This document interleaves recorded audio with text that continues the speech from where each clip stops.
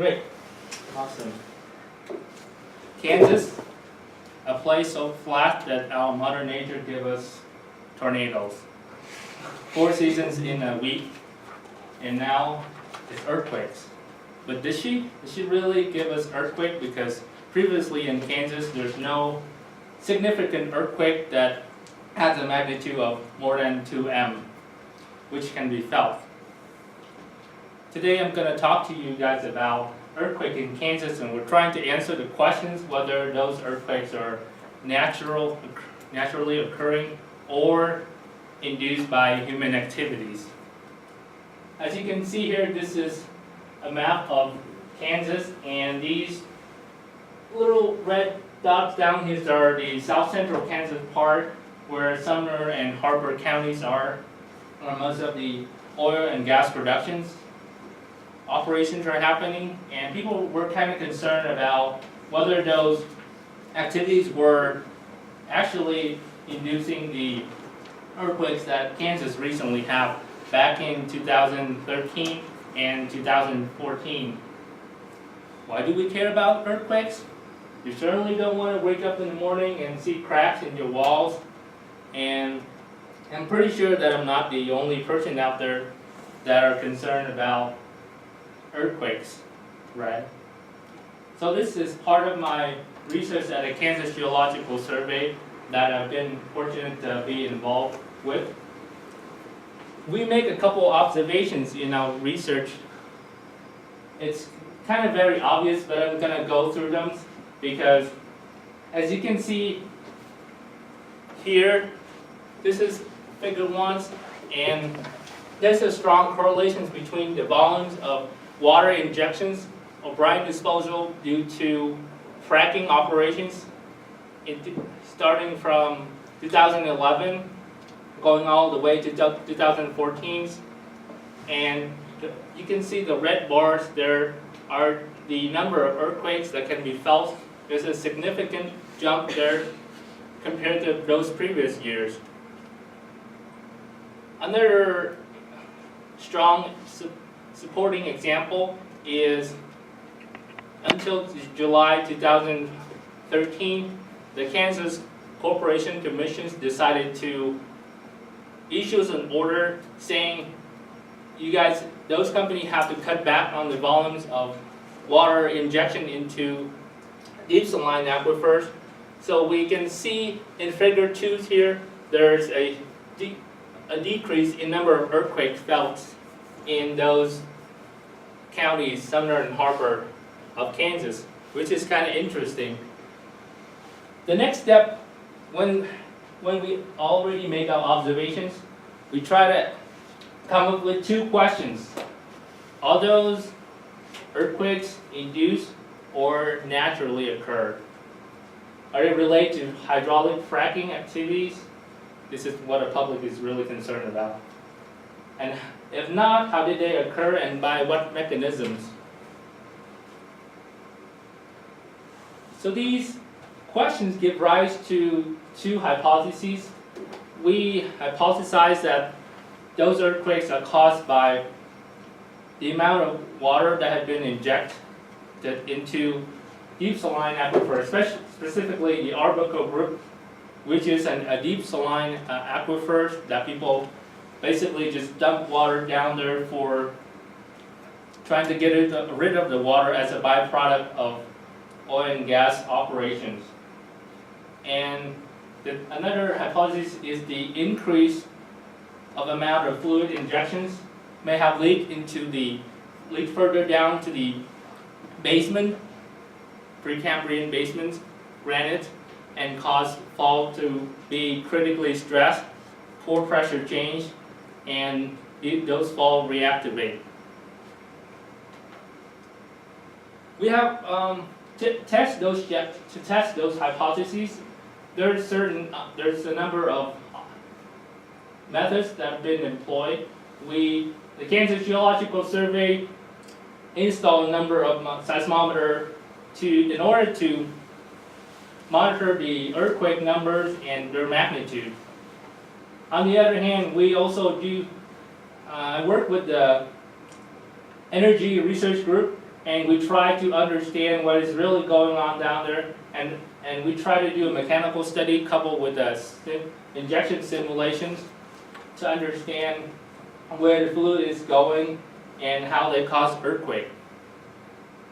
But the challenges we face here mainly is the number of deep well that penetrates all the way through the Arbuckle groups, going all the way down to the granite formation. We don't usually do that because it's not economical, obviously. However, based on those methods, we came up with a couple of results. The first one is there's obviously strong correlations between the amount of fluid, especially the increase of fluid injection into the Arbuckle groups. That definitely caused the earthquake. But by what mechanism is what we need to study more. We also found out that the orientations of faults, northeast and southwest, are favorable for faults to be reactivated because we have favorable case in the northeast and southwest directions. So the third result we came about is we saw some migrations of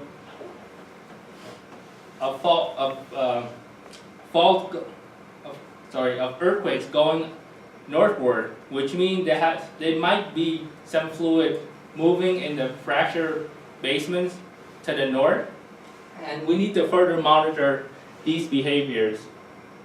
The implications of this research is the state of Kansas put together a task force and implement an action plan to cut down on the amount of water being dumped into the Arbuckle groups, and the Kansas Corporation Commissions even issue an order to cut back on how much water that can be dumped down into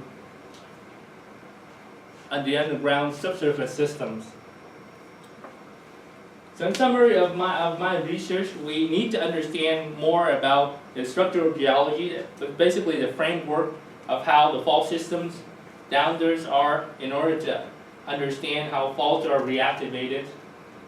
But based on the current seismicity, we definitely can conclude that there's a strong correlations between the increased amount of volumes of injections with the number of earthquakes that can be felt.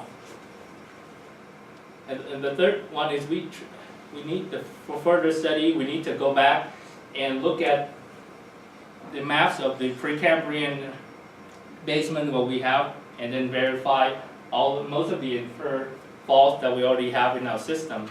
This is basically a very important step in our research. We want to make sure that if those companies are gonna inject, they're gonna do it in a safe manner. And based on this research, it happened to me that it got me interested into doing science and how science works, and that's why I'm here trying to do my PhD in geology. Thank you for your time.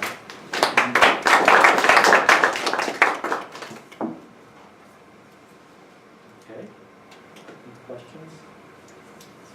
Let's see. Tanner. Yes. Are there any alternative methods to like treating the water rather than like disposing of it into the subsurface, the frac water?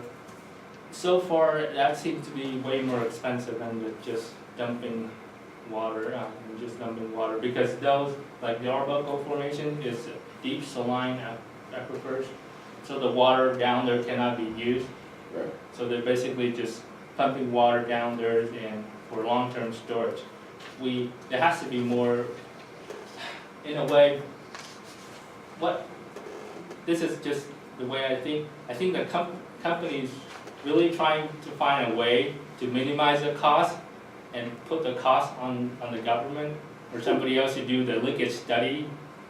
And so, yeah, so far, I don't think they have come up with any way to treat the water. If that answers your questions. Yeah.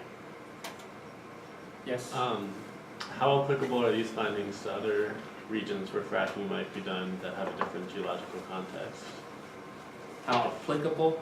Yeah, so like if we find out this stuff about Kansas, Mhm. can we apply that elsewhere? Is everywhere, depending on the geological context, what's underground, do we have to do studies in each of these regions, or can we I make think some broad conclusions? Because the structural geology of each region is different. And we came up with this conclusion that it has nothing to do with the fracking system, the fracking operation itself, because most of the earthquake focus are pretty deep down there, and the fracking operations are pretty shallow. Right. Yeah, that's why we came up with that conclusion. And so, again, it depends on what kind of data you have and what kind of seismics, wells and all that kind of things that kind of helps you to study each region, because geologically it's different everywhere, right? So, There's gonna be a lot of jobs to figure this out. right, yeah, more job for us. Yeah. Any questions? Perfect, thanks a lot. Okay.